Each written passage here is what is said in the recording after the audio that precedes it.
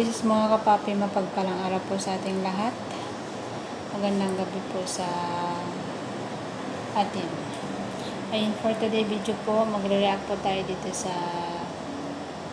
nangyari kay Kuya Esto. Ngayon nga po ay biglang nagbago yung kanyang pagkilos. Ayun, mga kabisis, mga kapapi. Dito nga mga kabisis, mga kapapi, no?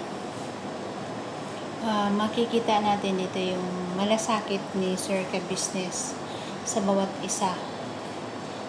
Hindi lang po kay Kuya Esto, marami, lalo na kay Kuya Buknoy noong sinugod din si Kuya Buknoy sa hospital.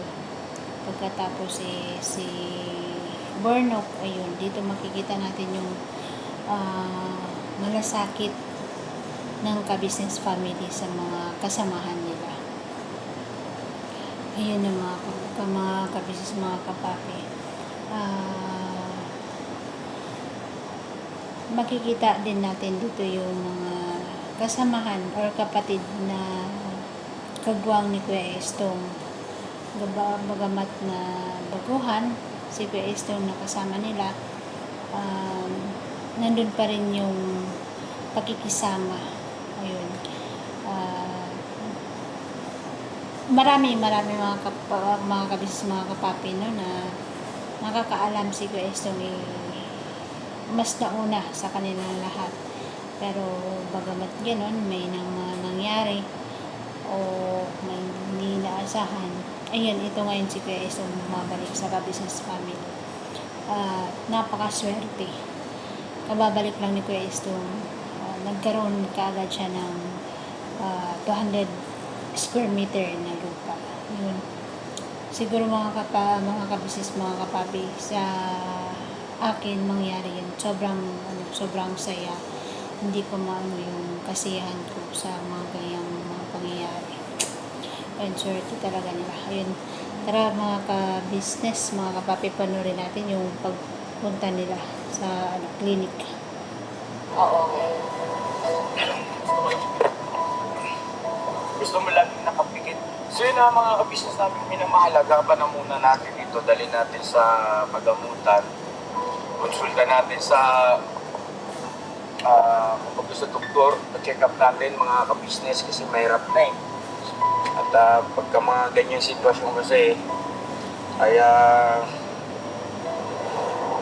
hindi maiwasan na bumabalik sa akin yung nangyari kay Kuya Buknoy na hindi masyado kaming kampante ron at nagiging biruan pa. Nakakala namin ay karaniwang sakit lang ng tiyan, yung pala ay cancer na, colon cancer. Anyway, itong kay Estong ay huwag naman sana, pero medyo pala isipan kasi kung sa mata, bakit mataas masyado yung kanyang BP at bakit napumutla? Bakit vertigo talaga?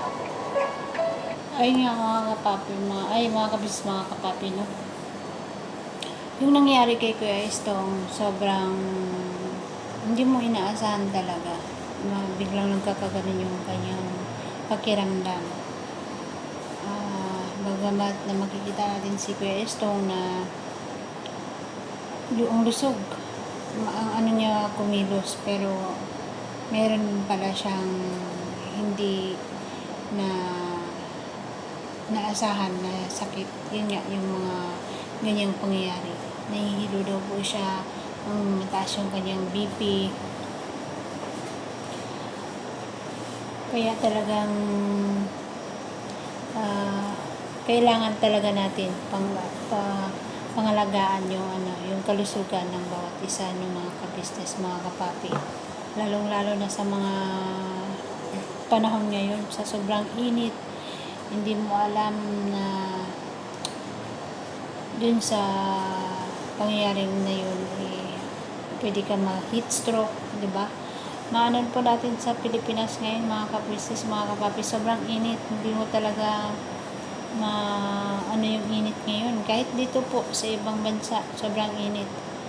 hindi mo maiwasan na hindi magkaroon ng ng sakit sa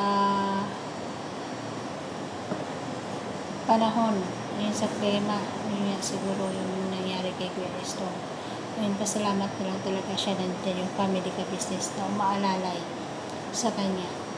Tara mga Chris, mga papi, tuloy natin. Kasi ang vertigo ay ilang araw talagang maka-affect mo. Ano yan, ma? Yung vertigo, ilang araw talaga bago siya mawala. Okay. Na gusto mo lang nando ka sa isang sulok na ayaw mong itinan yung mata mo. Tapos parang ayaw mo ng iwanan, gano'n. Basta nasa isang sulok ka lang. Ganun ang vertigo. So, sana ganun nga po, at pasensya na kayo mga ka-business, admit, limitado yung ating mga kaalaman pagdating sa ganyang medical, at mas mabuti na ikonsulta natin, ipa-check up natin mga ka-business at para makasigurado po tayo.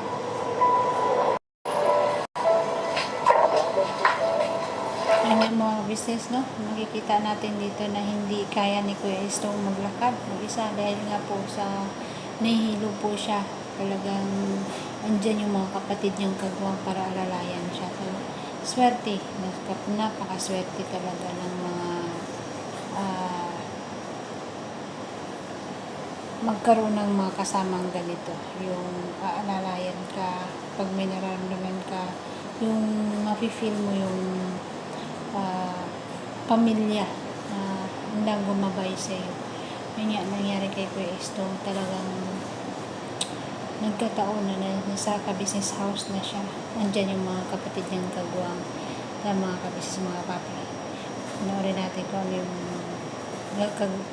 ko magpa-check up ulit para magkaroon ako ng panibagong salamin para hindi maiwasan yung paghihilo, pananakit ng ulo. Yun, minsan mga kabisnes, mga papi, nararanasan ko yan. Pero, ang ginagawa ko po, uupo lang, pipikit, mga 5 minutes siguro, magiging okay din po. Ayun. Kaya mga kabisnes, mga papi, tuloy natin yung panonood natin. Pabili pa ako ng ano po.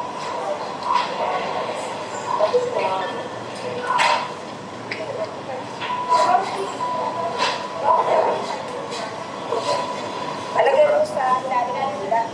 Ilalim lang sila. O kaya, tapos kaya nga kayong konti, i-kunin natin. Kaya mo na ako.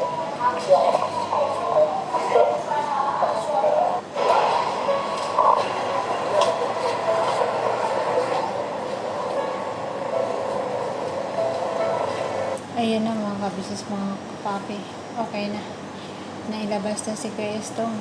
Okay na yung Sana tuloy-tuloy yan, Kuya Estong. Mag-iingat ka. Ingatan mo po yung kalusugan ninyo. Dahil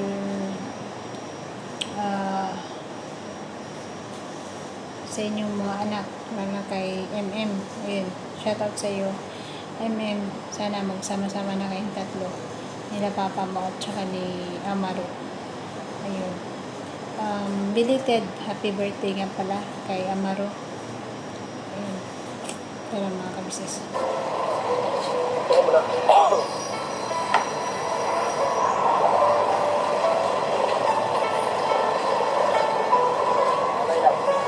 Alright. Saan mo na,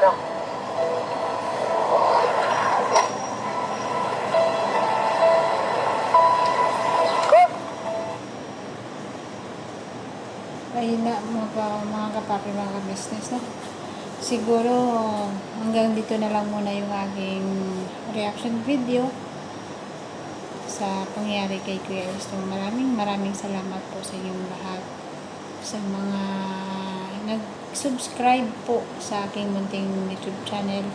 Maraming salamat po. Sana pagpatuloy po natin suportahan ang ka-business family, Kapadons TV, ka-business official, para mas marami pa po silang matulungan na higit na nangangailangan. Sa mga kagwang, suportahan din po natin sila lahat. Hindi ko po maisa-isa. Marami na po sila. At sa mga reactor, ayun, reactor ng Ka-Business Official, shout out po sa inyo. Maraming salamat po sa inyo lahat. God bless po sa atin. Mag-iingat po kayo.